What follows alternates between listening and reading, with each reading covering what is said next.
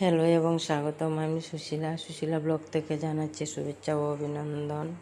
আপনারা কেমন আছেন? আশা করছি ভালো আছেন, আমিও ভালো আছি।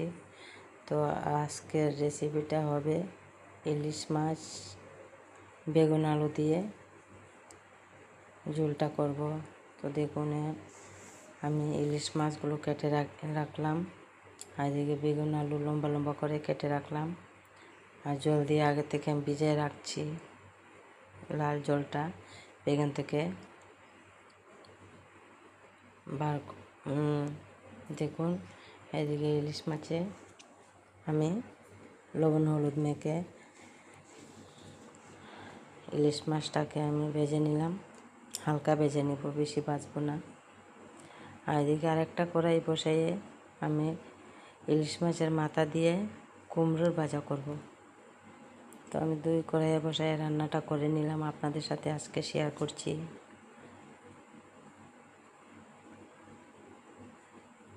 কে রান্না করছি। আর এদিকে ইলিশ মাছ ঝোলও হবে, আরেকবার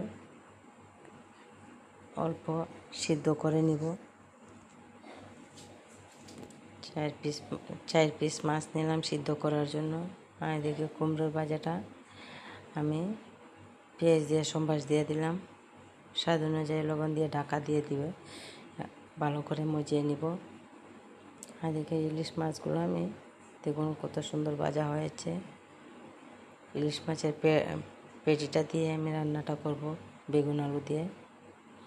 তো আমি সবগুলো মাছ আমি ভেজে নিলাম। অনেকটা তেল মাছ থেকে উঠলো, তাই এই তেলেই আমি আলুগুলো দিয়ে দিলাম, বেগুনটা পরে দেব। তো অল্প লবণ দিয়ে আমি ঢাকা দিয়ে দিলাম আলুটা।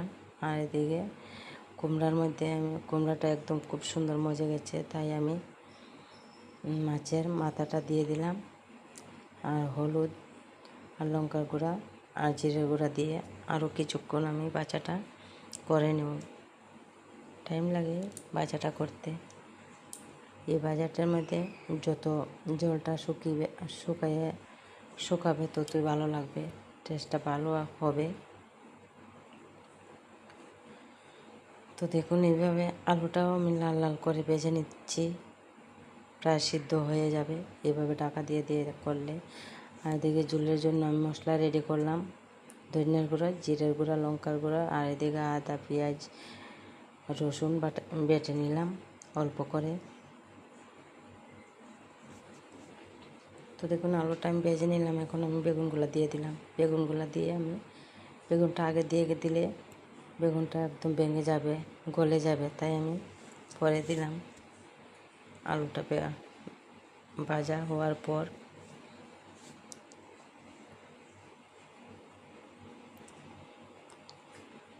দেখুন ভাজাটা খুব সুন্দর হয়েছে, একদম জল শুকিয়ে গেছে। আর এদিকে ইলিশ সিদ্ধ করার জন্য আমি শস্য বেটে নিচ্ছি, আদা রসুন পেঁয়াজগুলো বেটে নিলাম। একসঙ্গে রান্নাটা করে নেব 2 কড়াই বসাই।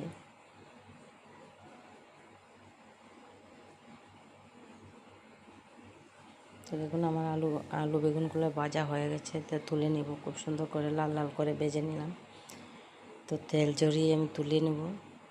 তুলে নিয়ে এই কড়াইয়ে আমি পেঁয়াজ কুচি দিয়ে দিব, আর অল্প তেল দিয়ে দিব। তেল দিয়ে পেঁয়াজ কুচিটাকে ভালো করে লাল লাল করে ভেজে আমি মশলাটাকে সম্বাস দিয়ে দিব। আশা করছি আপনাদের ভালো লাগবে ভিডিওটা, পুরো ভিডিওটা দেখে নিন। তো তেলটা কিছু কম হয়ে গেছে, তাই আর অল্প তেল দিয়ে দিলাম। তেলটা দিয়ে আমি পেঁয়াজটা খুব ভালো করে ভেজে নিচ্ছি। এদিকে কুমড়োর ভাজিটাও হচ্ছে।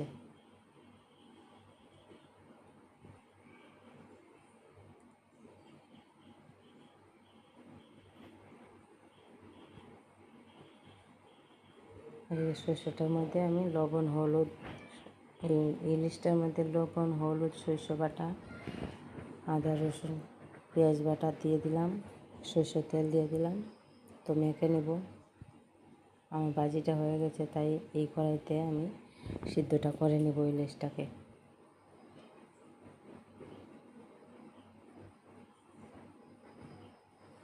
তো দেখুন আমার তরকারির জন্য আমার পেঁয়াজটা ভাজা হয়ে গেছে।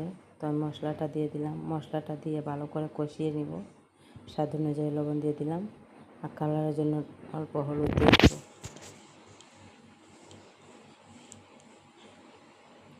তো দিয়ে দিলাম হলুদ। সব উপকরণ দেওয়া হয়ে গেছে, শুধু কষানো বাকি আছে। তো আমি মশলাটাকে ভালো করে কষিয়ে নিব।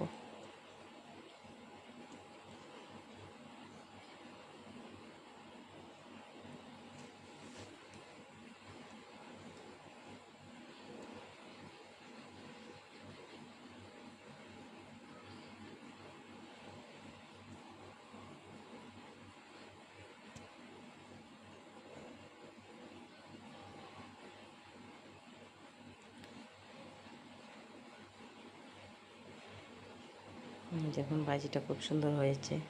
এই ভাজিটা অনেকটা টেস্টি হয় এভাবে করলে। তো আমার মশলা থেকে তেল ছেড়ে দিয়েছে। তো আমি মাছ, আলু, বেগুন দিয়ে দেব, দিয়ে জল দিয়ে আমি রান্নাটা করে নেব।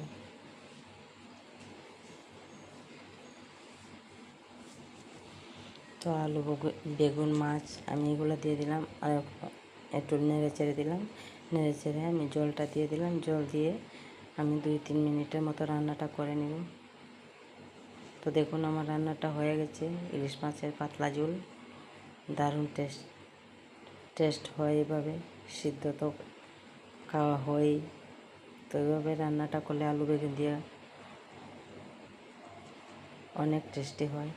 আর এদিকে আমি ইলিশটাকেও সিদ্ধ করে নিলাম।